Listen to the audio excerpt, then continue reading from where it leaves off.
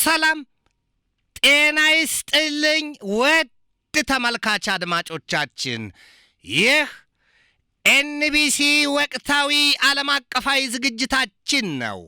በዛሬው ዝግጅታችን ትራምፕ says starmer's China reset very dangerous የተባበሩት መንግስታት ድርጅት ዋና ጸሐፊ አንቶኒዮ ጉተሬዝ በበኩላቸው ባማከሉበት የአሽሙር የምላስ ቀስታቸው global problems will not be solved by one power calling the shots እንዲሁም የሩሲያና ዩክሬንን ወዲያም የኢራንና የአሜሪካን ወቅታዊ ጉዳይ ይዣለሁ። እስከ ዝግጅቱ ፍጻሜ ድረስም አብራችሁኝ ትዘልቁ ዘንድ የአክብሮት ግብዣዬ የአየር ሞገዱን ሁሉ አሳብሮ ከልባችሁ ይድረስ የምላችሁ አዘጋጅቼ የማቀርብላችሁ ትዕግስቱ በቀለ ነኝ። ጠላት ይሸማቀቅ ወዳጅን ነገረው ያለችዋ ቻይና ዞር ብላ ከእንግሊዝ ጋር ግንኙነቷን የማደሷ ነገር በእኛ የአሜሪካው ፕሬዚደንት ዶናልድ ትራምፕ ዘንድ very dangerous to do business with China after Starmer's Beijing meeting ቆም እንበል። በቻይናና በእንግሊዝ መካከል አዲስ ግንኙነት መጀመሩን ተከትሎ ስለምን የአሜሪካውን ፕሬዚደንት ዶናልድ ትራምፕን አብከነከናቸው ወይም አብተከተካቸው የሚል ጥያቄ ይነሳል። በእርግጥም እንግሊዝና አሜሪካን የአንድ ሳንቲም ሁለት ገጽታ ናቸው ሲባል የነበረበትን ዘመንና የእነርሱን ከአያት ቅድማያት ከቅኝ ግዛት ጀምሮ የነበረ የአንድነት ብቻም ሳይሆን የመሳ ለመሳ የሥጋ ልደት የደም ጥልቀት አንጻር በተገቢው ለሚያውቃቸው ሰው እንግሊዝ አሜሪካንን ትታ ልቧ ሸፍቶ ለዚያውም 10 ጊዜም ቢሸፍት ከቻይና ጋር ይሸፍታል ተብሎ አይታሰብም። ጉዳዩ ነፋሱን ሸሽቼ ብሮጥ ግንዱ መታኝን ካልሆነ በስተቀር ቻይና የሩሲያ ብርቱ አጋርና አባር የልብ ወዳጅና ሚስጥረኛ ሀገር ናት። ወዲህ ዞር ሲባል ግን እንግሊዝና ሩሲያ ለመጠፋፋት የቅጽበት ጊዜ ብቻ ነው የሚጠብቁት። ሩሲያ መጀመሪያ የሶስተኛውን የዓለም ጦርነት እሳት ስለኩስ የመጀመሪያው ሰደድ የሚወርደው በእንግሊዝ ላይ ነው ብላ የፖሴይዶን ድሮን ወይም ፖሴይዶን ድሮን P8 የሚባለውን የሰው አልባ የጦር መርከቧን ከእንግሊዝ አቅራቢያ የውሃው ጥልቅ ስፍራ አስደፍጠዋለች። በሌላም አማራጯ ሩሲያ እንግሊዝን ከ3 እስከ 4 ደቂቃ ብቻ ላስ ምጥጥ አድርጎ የሚያጠፋ የጦር መሳሪያ እንዳላት ትገልጣለች። ትናንትናና ከትናንት በስቲያ የሩሲያ ሹማምንት ባስነገሩት ዜና በቀጥታ የመጀመሪያዋ ከነመረቁ ተጋች ሀገር እንግሊዝ ናት፣ ሌላ ማንም የለም። የዱምስዴይ ወይም የጥፋቱ ቀን ያንን አመልካቹ ሰዓት ወደ እኩለ ሌሊት ተሻግሯል ሄዷል። የሶስተኛ ዓለም ጦርነት መባቻ ወይም የኒውክሌር አርማጌዶን ጉዳይ እውን ሊሆን ነው። ያ የሚሆነው ደግሞ መጀመሪያ ትላለች ሩሲያ በእንግሊዝ ላይ እሱን ስትጋት ነው። ይሄንን ዓለም ይወቀው ብለዋል የሩሲያ ባለስልጣናት። ታዲያ ዛሬ እንግሊዝ ሄዳ ከሩሲያዋ ብርቱ አጋርና አባር ምስጢረኛዋ ቻይና ጋር የንግድ ስምምነት እንዲሁም ከቪዛ ነፃ የሆነ ጉዞን እንግሊዛኑ በቻይና ቤት ሊያሳልፉ ወይም በቻይና ምድር ሊሄዱ እዚያ ድረስ የዘለቀ ስምምነት ተፈራርመዋል ሲባል የእንግሊዟ ብርቱ አጋርና አባር ብቻም ሳይሆን የመሳ ለመሳ ወይም የመንትያን ያህል የሆኑት አሜሪካ ብትቆጣና ብታስጠነቅቅ ምን ይፈረድባታል? ለዚያም ነው የአሜሪካው ፕሬዚደንት ዶናልድ ትራምፕ የእንግሊዙን ጠቅላይ ሚኒስትር ኬር ስታርመርን በጥቅልም ሀገራቸውን ይሄ በጣም አደገኛ ነው ሲሉ አስጠንቅቀዋቸዋል። very dangerous to do business with China የእንግሊዙ ጠቅላይ ሚኒስትር ኬር ስታርመር በዚህ ወር ብቻ ቻይናን የጎበኙ አራተኛው የትራምፕ አጋርና አባር ሰው ናቸው። ትራምፕ ወዳጆቻቸው ቀስ ቀስ እያሉ መሰስ እያሉ ነው፣ ጥለዋቸው ሸርተት እያሉ ነው። ምን ያድርጉ? ትራምፕ ዞራሉና የኔቶን ወይም የአውሮፓ አጋር አባራቸውን ሀገር የዴንማርኳን ራስ ገዝ ግሪንላንድን ጠቅልዬ ወስዳለሁ አሉ። ከራሱ ገላ ላይ ቆርጦ የሚበላ ማን ነው ሲሉ ብዙዎች አዞን ያሳያሉ። ታዲያ ትራምፕ በግሪንላንድ ላይ ያሰሉትን ቀመር አውሮፓኑ ተጸይፈውታል። የአውሮፓኑ ውግዘት ደግሞ ከእንግሊዝ የጀመረ ነው። እንዴት ግሪንላንድን ይጠቀልላል ትራምፕ? ምን ማለት ነው? ኔቶ መፍረሱ አይደለም ወይ? ይሄንም ብለዋል። ነገር ግን ራሱን የማይችል አንገት የለም ቢባል እንኳን የአውሮፓ አህጉር ካለ አሜሪካ ራሱን ችሎ መነቃነቅ አይችልም። ይህንም ብለዋል የሰሜን አትላንቲክ ጦር ቃል ኪዳን ድርጅት የኔቶ ዋና ጸሐፊ ማርክ ሩት። አሁን ለትራምፕ ግራ አጋቢኝ የሆነው ጉዳይ ከቻይና ጋር እንግሊዝ የተፈራረመችውን ስምምነት የመጸየፋቸው ዋና ምክንያቱ ቻይናን ማውቃታለሁ፣ ሺጂንፒንግን በጣም ወዳጄ ነው ሲሉ ነው ትራምፕ። እናም አሉ እንዴት ሄደህ ከሩሲያው ብርቱ አጋርና አባር ከዚህ ሰው ጋር እንዴት ግንኙነት ትፈጥራለህ? ይሄን ያብተከተካቸው። የኋላ ኋላ ታለቅሳለህ። ከአጋም የተጠጋ ቁልቋል ሁልጊዜ እንዳለቀሰ ይኖራል ይላሉ ኢትዮጵያኑ ምሳሌያቸውን። ነገር በምሳሌ ጠጅ በብርሌ መዝሙር ባህሌ ይላሉ አበው። ይሄ ነው ጉዳዩ። ትራምፕ ከፎክስ ኒውስ ጋር በነበራቸው ሰፊ ቃለ ምልልስ እንግሊዝም ካናዳም ከቻይና ጋር የመስማማታቸው ነገር በጣም አደገኛ መሆኑን የገለጡት ትራምፕ አሉት የፎክስ ኒውሱን ጋዜጠኛ ለምዕራባውያኑ የምጣኔ ሀብት ችግር ቻይና እኮ መፍትሄ አትሰጥም፣ መፍትሄ አትሆንም፣ የራሷ አሮባት የሰው ታማስላለች። ቻይና ከወረደባት የህዝብ ቁጥር አንጻርም ለራሷ መቆሚያ መቀመጫ የጠበባት ሀገር ናት። በስልጣኔ መጣች ሀያል ሆነች እየተባለ ቢነገርም ውስጡን ለቄስ ነው። ይሄን አይነት አቋም ነው የትራምፕ ስሌት። ቻይናንም ይሁን ሺጂንፒንግን በደንብ አውቃቸዋለሁ። እንደውም ሺ ወዳጄ ነው፣ ግን ደግሞ ለእንግሊዝም ይሁን ለካናዳ ቻይና አትበጃቸውም ነው ያሉት። ትራምፕ ብድግ እያሉ ቀረጥ የሚጥሉባቸው ወዳጆቻቸው የእልህ መወጫቸው ይመስል ቻይናን ሲመርጧትና ግንኙነታቸውንም ሲያድሱ ይታያል ነው የሚባለው። ወዴት ይድረሱ? አሜሪካ ብድግ ትልና በማግስቱ ቀረጥ ስትል ትደበድባለች። ወዲህ ቀደም ሲል እንዳልኩት የአውሮፓን በተለይም የሰሜን አትላንቲክ ጦር ቃል ኪዳን ድርጅት የኔቶን አካል የሆነችውን የግሪንላንድን ደሴት ወስዳለሁ አለች። ይሄ ሁሉ ነገር አውሮፓኑን በአሜሪካ በተለይም በትራምፕ አስተዳደር ላይ እምነት እንዳይጥሉ አድርጓቸዋል። የእንግሊዙ ጠቅላይ ሚኒስትር ኬር ስታርመርና የቻይናው ፕሬዚደንት ሺጂንፒንግ በቤጂንግ ለ80 ደቂቃ የዘለቀ ንግግር አድርገዋል። እንግሊዛኑ ታዲያ ለአንድ ወር ያለ ቪዛ በነፃ ወደ ቻይና መግባት ይችላሉ ምን የተባለው። ይሄ ደግሞ በትራምፕ ዘንድ አንድም የቀና ይጎብጣልን፣ ሁለትም የወረት ውሻ ይሉትን ነው የሆነው። ወይም ደግሞ ሌላ ያሳዩበታል።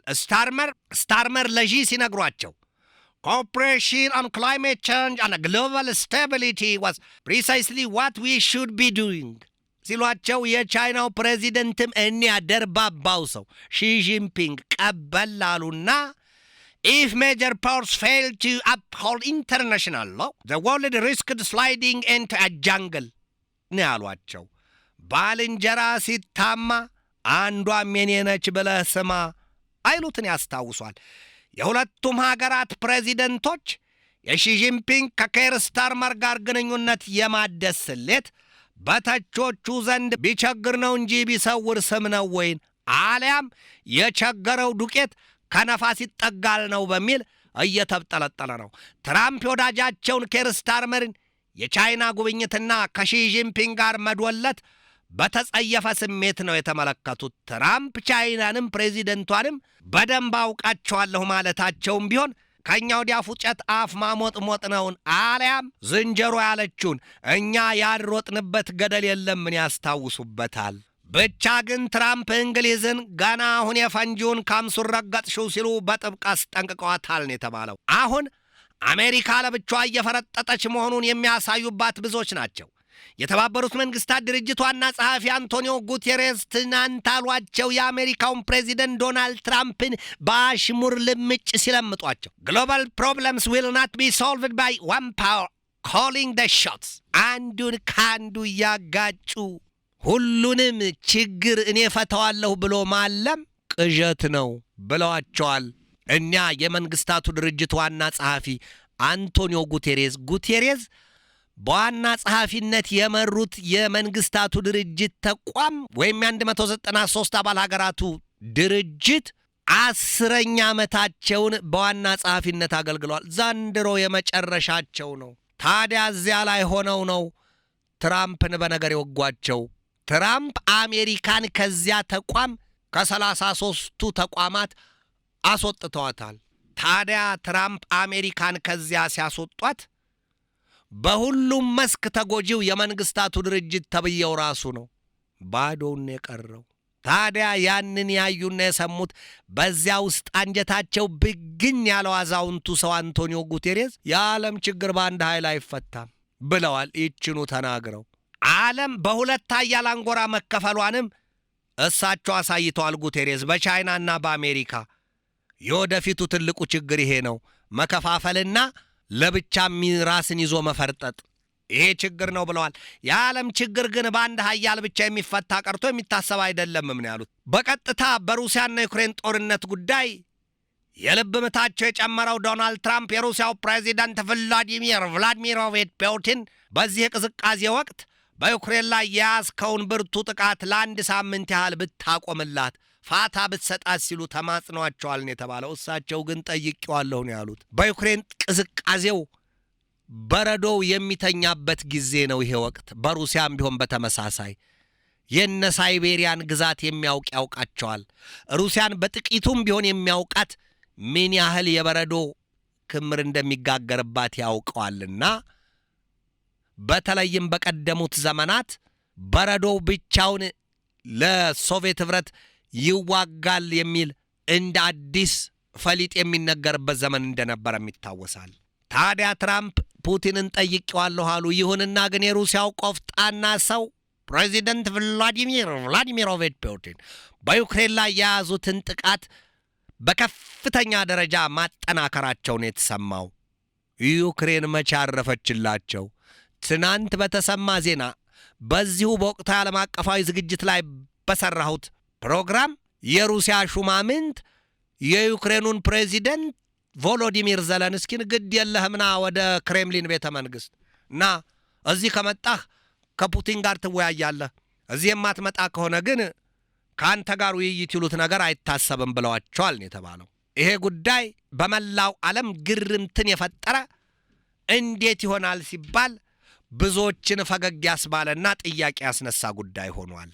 ትናንት በተገቢው ተመልክቼዋለሁ። ትራምፕ በጋዛ ሰርጥም ጉዳይ ሐማስ ትጥቁን ለመፍታት መስማማቱን ገልጠዋል። ከዚህ ቀደም የአሜሪካው ፕሬዚደንት ዶናልድ ትራምፕ ተመሳሳዩን ተናግረው ሐማስ ትጥቁን እንደሚፈታ አረጋግጦልኛል፣ በዚህ ተስማምተናል ብለው ያሉት ነገር ተፈጻሚ አልሆነም። አባይና ስንቅ እያደር ይቀላልን ያስታውሷል። ስንቅ ዛሬ በተበላ ነገ በተደገመ ተነጎዲያ በተደገመ በተበላ ቁጥር እየቀለለ ይሄዳል ሸክሙ። አባይ ወይም ደግሞ ውሸታም ለማለት ነው ኢትዮጵያውያኑ አባይ ሲሉ ያሳዩታል። ሁለቱም እያደር ይቀላሉ ይላሉ። ትራምፕ አሉ we have got the terrorists out of, they are going to demilitarize, they will, because they have no choice, they are going to give it up. They are going to give up the AK-47s. ሐማስ በበኩሉ ለተኩስ አቁም ስምምነቱ ስል እንጂ የመጨረሻውን ታጋችም የለቀኩት የተኩስ አቁም ስምምነቱን ማክበሬን ዓለም ይወቅልኝ ስል ነው። ከዚያ ውጭ ይላል ትጥቅ ለመፍታት የተለወጠ አቋም የለኝም ነው ያለው። ሐማስ በተደጋጋሚ ትጥቅ መፍታት የሚለው ጉዳይ ቀይ መስመሩ እንደሆነና ይሁንና ትጥቁን ማስረከብ ካለበት እንኳን የጋዛ ሰርጥን ለሚያስተዳድር የመንግስት አካል መሆን እንዳለበት መናገሩ አይዘነጋም። አሁን በጋዛ ሰርጥ ቦርድ ኦፍ ፒስ በሚል ትራምፕ የሚመሩትና ያቋቋሙት ተቋምም ቢሆን ሐማስ ባሰላው ቀመርና በሚጠብቀው መልኩ የተደራጀ አይደለም። ሐማስ በጋዛ ሰርጥ የማስተዳደሩን ስልጣን እሱ ሊይዘው እንደሚገባ ነው የሚፈልገው።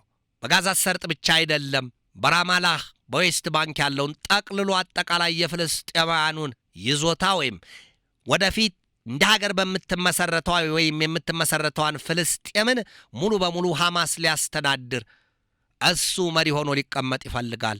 ኢየሩሳሌም ዋና ከተማ ሆና ሲቀመጥ። ነገር ግን የአሜሪካው ፕሬዚደንት ዶናልድ ትራምፕ ያሰሉት ቀመር ምንድነው? ቦርድ ኦፍ ፒስ ሲሉ ከ60 በላይ ሀገራትን $1 ቢሊዮን እያስከፈሉ በዚያ ባልነትም መዝግበው በዚያ የጋዛ ሰርጥን ጉዳይ ለመከታተል ያሰሉት ቀመር አለ። ገሚሶቹ ደግሞ የለም ይሄ ሰው ትራምፕን የለም እሱ የመንግስታቱ ድርጅትን ለማፍረስና በዚያ ምትክ ለማቆም ያሰላው ቀመር ነው። ይሄ ተቋም ወይም ቦርድ ኦፍ ፒስ የሚባለው የመንግስታቱ ድርጅትን የሚተካ ሌላው ገላ ወይም ሌላው አካል ነው ሲሉ ተችተዋል። ትራምፕ ግን የለም ከመንግስታቱ ድርጅትም ጋር አንድ ጋር ነው የምንሰራው ብለዋል ውስጡን ለቄስ። ትራምፕ ግን ሐማስ ትጥቁን እንደሚፈታ ዛሬም ተናግረዋል። አልቅበት ይሏል ስም ሲያወጡ ኢትዮጵያውያኑ አበው። ሐማስ ትጥቁን ለአሜሪካና ኢዝራኤል የሚፈታ ከሆነ ደግሞ የኢራንን ያህል የልብ ቁስል የሚሆንበት የለም ነው የሚባለው። በዚህ ወቅት አሜሪካ ኢራንን ለመምታት ተሰናድታ በጥፍሯ በቆመችበት ወቅት ኢራን ጥቂት ከተነካች እንኳን በቀጥታ የኢዝራኤልን መሃል እምብርት ነድላ ልትጥለው ተዘጋጅታለች ነው የሚባለው። ኢራን ብቻዋን አይደለችም። በመካከለኛው ምስራቅ ቀጠና ድፍን ቀጠናው በርካታ ታጣቂ ኃይሎችን አሰማርታለች። ከየመን ሐውቲዎች፣ ከኢራቅ የካታይብ ሄዝቦላና ኢስላሚክ ሬዚስታንስ፣ ከሊባኖስ ሄዝቦላ በከፍተኛ ደረጃ በተጠንቀቅ ቆሞ ሌሎችንም ታጣቂ ኃይሎች ጥሪ አቅርቦላቸዋል። ተነስ፣ ተዘጋጅ፣ ከኢራን ጋር ግንባር ፈጥረህ ጠላቶቿን ለመጣል ወድቀህ ይህንን ስሌት ይዘህ ተነስ ብለዋል ሄዝቦላ። ባለፈው ሳምንት ዝግጅት ላይ ይህንንም አይተነዋል። በጋዛ ሰርጥ ሐማስ የአልቃሳም ብሪጌድ፣ የአላቅሳ የሰማዕታት ብሪጌድና የኢስላሚክ ጂሃድ ኃይሎች በሙሉ ከኢራን ጎን የመሰለፋቸው ነገር ሳይታለም የተፈታ አይደለም ወይ? ስለምን ሐማስ ትጥቁን ይፈታል? ኢራን ወደ ጦርነት እየመጣች አሜሪካና ኢዝራኤል እሷን ሊመቱ እየሄዱ ወዲህም ሐማስ ከኢዝራኤል ጥርስ ሳይወርድ ይሄ ባለበት ሁኔታ ነው ወይ ሐማስ ትጥቅ የሚፈታው? ይህም አይሆንም። ዶሮን ሲያታልሏት በመጫኛ ጣሏት ካልሆነ በስተቀር ሐማስ ትጥቁን አይፈታም ነው የተባለው። ለማንኛውም የጊዜ ጉዳይ ሁሉንም ይፈታልና ለጊዜ ቁልፍ እንተወዋለን። ኢራን በዚህ ወቅት የሆርሙዝን ወሽመጥም ሙሉ በሙሉ መቆጣጠሯን መግለጧ ተነግሯል። ኢራን አሁን ሙሉ በሙሉ ተቆጣጥሬዋለሁ የምትለው የሆርሙዝ ወሽመጥ ከዓለም የነዳጅ ግብይት 20% የሚተላለፍበት የፋርስ ባህር መተላለፊያ ወሽመጥ ነው ወይም ስፍራ ነው። ያንን ዘጋችሁ ማለት ጉሮሮ የተዘጋ ሰው መብላትም መጠጣትም የማይችል 20% ማለት በጣም ግዙፍ ነው። ያ ይዘጋል ማለት ነው።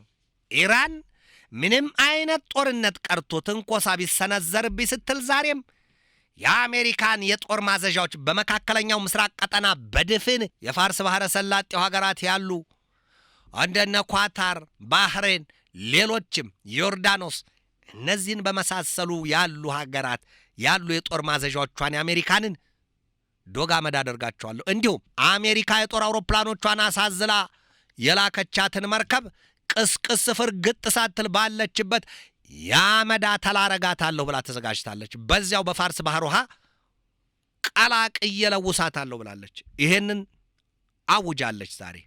ኢራን በዚያ ተነጻጻሪ ደግሞ የሻሂድ ባጌሪ የጦር አውሮፕላን ጫይ መርከቧን በፋርስ ባህር ላይ አውጥታ አንሳፋታለች። እኛም አለን፣ ከዚህ በኋላ የምንፈራው ነገር የለም። የጦር አውሮፕላን ጫይ መርከብ ብርቅ ነው እንዴ? ይሄው እኛም የጦር አውሮፕላን ጫይ መርከብ አለችን ብለው የሻሂድ ባጌሪ የተባለቿን የጦር አውሮፕላን ጫይ መርከብ አውጥታለች ኢራን ዛሬ። ወዲህ ደግሞ የሳውዲ አረቢያና የኢዝራኤል የደህንነትና የመከላከያ ባለስልጣናት በኢራን ላይ በሚወሰደው እርምጃ ዙሪያ ለመምከር አሜሪካ ዋሽንግተን ተቀምጠዋል። ሳውዲ አረቢያ በዚሁ ሳምንት ምንድን ያወጣችው መግለጫ? በፍጹም የአየር ክልሌን ቢሉ የምድር ወይም የየብስ ኢራን ትመታ ብዬ አልፈቅድም፣ ለማንም አልፈቅድም ብላለች። የተባበሩት አረብ ኤምሬትን በበኩሏ በተመሳሳይ ምንም አይነት ስምምነት የለኝም፣ ኢራን ትመታ ብለን ይህን አንፈቅድም ብለዋል። ዛሬ ግን ይሄ መረጃ ወጥቷል። ሳውዲ አረቢያና ኢዝራኤል ባለስልጣናቶቻቸው በዚያ በዋሽንግተን ገብተዋል ሊዶልቱ ኢራን በምትመታበት መንገድ ዙሪያ ለመግባባት። ኢራን እኮ አንድ ጥቃት የሚደርስባት ከሆነ የመሳሪያዋን አፈሙዝ አነጣጥራ በዚያው በባህረ ሰላጤው ሀገራትና በመካከለኛው ምስራቅ ቀጠና ሀገራት እንዳብነትም እንደ ዮርዳኖስን በመሳሰሉት ሀገራት ላይ አፈሙዟን የመካከለኛ ርቀት ተምዘግዛጊ ሚሳኤሎቿን አፈሙዝ በዚያ አነጣጥራ ቁጭ ብላለች። ስለዚህ ምን ይቀራል? ምንም አይቀርም። የሚሆነው ሁሉ ይሆናል እንጂ ውሻ ፊቷን አትታጠብም። ያለቀው ያልቃል እንጂ ኢራን በማንም ተጠቅቼ አልተኛም ነው ያለችው። አሜሪካ በበኩሏ ዛሬ በ40 ዓመታት ታሪክ ለሶስተኛ ጊዜ አውጥታ ወደ እንግሊዝ የላከቻቸው የጦር አውሮፕላኖች አሏት። ከዚያም ውጪ አሜሪካ በቸርኖቪል የሚሳይል ማፈትለክ ጊዜ እንደ አውሮፓኑ አቆጣጠር በ1980ዎቹ በተከሰተው የቸርኖቪል የሚሳይል አደጋ በዚያ ወቅት ያወጣችውን እንዲሁም ሰሜን ኮሪያ የኒውክሌር ጦር መሳሪያ ስትሞክር በጃፓን ምድር ዘልቆ የፉኩሺማን የኒውክሌር ጣቢያ የወዘወዘውን እንዲሁም ነድሎ የጣለውን ያንን ወዲህም ሩሲያ በዩክሬን ጦርነት ስትጀምር አውጥታ የነበረውን የከባቢ አየር መበከልን ወይም በመርዛማ ጨረሮች የመበከል ወይም የመመረዝን ጉዳይ የሚቀምሰውን የሚፈትሸውን አውሮፕላንም አውጥታለች። ይሄ ሁሉ ነገር በኢራን ላይ የሚሰነዘረው ጥቃት በፍጹም የማይቀር መሆኑን አመላካች ነው። ይሄም ሆኖ ግን የአሜሪካው ፕሬዚደንት ዶናልድ ትራምፕ ለኢራን ነግራታለሁ ብትስማሚ ይሻልሻል። ቱርክም የዚያን ብጤ ድርድር ይዛለች ነው የተባለው። ኢራን ግን አመካኝተው በሏትን አልሆነም። ሞኝን በዚህ ልክ 2-3 ጊዜ ማታለል አይቻልም። ባለፈው ድርድር እያላችሁ 5ኛ ዙር ድርድር ጨርሰን ለ6ኛ ዙር ድርድር ቀጠሮ ይዘን ሞስካት ውስጥ ለመነጋገር እያለን አይደለም ወይ እስራኤልና አሜሪካ ይወረዳችሁብኝ በሰኔ ወር? ስለዚህ ከዚህ በኋላ ቀን እባብ ያየ ሌት ልጥ ቢያይ በረየ። ከዚህ በኋላ አንተማመንም። ከእንግዲህ የማምነው ራሴን ብቻ ነው ብላለች ኢራን። ስለዚህ በቀጥታ የጦርነቱ ጉዳይ የማይቀር ነው። የአውሮፓ ህብረት ምን አደረገ? ትናንት ተሰብስበው የኢራን አብዮታዊ ዘብ ኃይልን አሸባሪ ብሎ ፈረጀው። እንኪያስ ከታማሁ አይቀር ይላሉ ኢትዮጵያውያኑ። ከታማሁ አይቀር ይለይልን። የአውሮፓ ህብረትም ከአሜሪካና እስራኤል ጋር ተለጥፈው ይህንን ስም ሰጠኝ። ግዙፉን የጦር የመከላከያ ኃይልን አሸባሪ ያለው እንኪያስ አሸባሪ አይደለንም፣ ሀገሬን ሉዓላዊነቷን ባስጠበቅሁና ባስከበርሁ እንዴት አሸባሪ ይባላለሁ? እንኪያስ ከዚህ በኋላ በቃ አንጀትህ ከወጣ አትደንግጥ፣ የሚመጣው ይምጣ ይለይልን፣ እዚያው ወርደን ይለይልን። ይህንን ብላለች ኢራን። የኢራን ጦር ኃይል በከፍተኛ ደረጃ ከሚነገረው በላይ ተዘጋጅቷል። ቻይናም ብትሆን ለኢራን ድጋፏን ሰጥታለች፣ ገናም ትሰጣለች። ሩሲያም በተመሳሳይ ለኢራን ድጋፋቸውን ይሰጣሉ። ምክንያቱም ከ20 እስከ 25 ዓመት የሚደርስ የወታደራዊ ትብብር ውል ስምምነት ተፈራርመዋል ሦስቱ ሀገራት። ሦስቱም ሀገራት ወዲህ በአሜሪካ ማዕቀብ የተደበደቡ ናቸው። እናም ሦስቱም ቢሆኑ ሰሜን ኮሪያን 4ኛ ጨምረው ከኢራን ጋር ኢራንን አጅበው ቬኔዙዌላም ሳትቀር በአሜሪካ ላይ የመክተታቸው ነገር ቁርጥ ነው የሚባለው በወታደራዊ ተንታኞቹ ዘንድ። የኢራን አብዮታዊ ዘብ ኃይል ዋና አዛዡ ሜጀር ጀነራል መሐመድ ፓክፖር ዛሬ ማለዳ ላይ በሰጡት ማብራሪያ if war breaks out there will be no retreat not even by a millimeter and Iran will move forward ነው ያሉት። ታዲያ የነብርን ጭራ አይጨብጡም፣ ከጨበጡ አይለቁም። ከአሜሪካና ከእስራኤል ጋር ጦርነት ከተጀመረ ጦርነቱ ከፈነዳ ኢራን ወደፊት እንጂ 1 ሚሊሜትር አታፈገፍግም። ይህ እንዳይመስላቸው ያውታል። ድፍን ዓለም እማኝ ቆሞ እያየ በግልጥ በአደባባይ ይህ ይሆናል ይለይልናል ነው ያሉት የኢራን የወታደራዊም የፖለቲካውን ባለስልጣናት ከመንፈሳዊ መሪው አያቶላ አሊ ሰይድ ካሚኔ በስተቀር። እሳቸው በቴህራን ካሉት የቦምብ መጠለያዎች በአንደኛው ባንከር ውስጥ ገብተው ተሸሽገዋል። እውን እኛ በዕድሜያቸው የገፉት የ86 ዓመቱ የኢራኑ መንፈሳዊ መሪ አያቶላ አሊ ሰይድ ካሚኔ እሳቸውን መግደል ማለም ምንድን ነው ሲሉ ጥያቄ የሆነባቸውን ብዙዎች ናቸው። ዓለም የሚያስፈልጋት ከቀለቧም ከልቧም በላይ ሰላም ሆኖ ሰላምን ግን ማግኘት አልቻለችም። ስለ ሰላም የሚማልድ፣ ስለ ሰላም የሚጮህ የሚያለቅስ፣ ስለ ሰላም የሚጸልይ፣ ስለ ሰላም ፊት አውራሪ ወይም ደግሞ ተላኪ ሐዋርያ ሆኖ የሚቀድም ማን ነው? ወደ ኤንቢሲ ተመልካች አድማጮቻችን የዛሬን በዚህ ተሰናበትኳችሁ። ቀጣይ ሰኞ በሌላ ርዕሰ ጉዳይ ጠብቃችኋለሁ።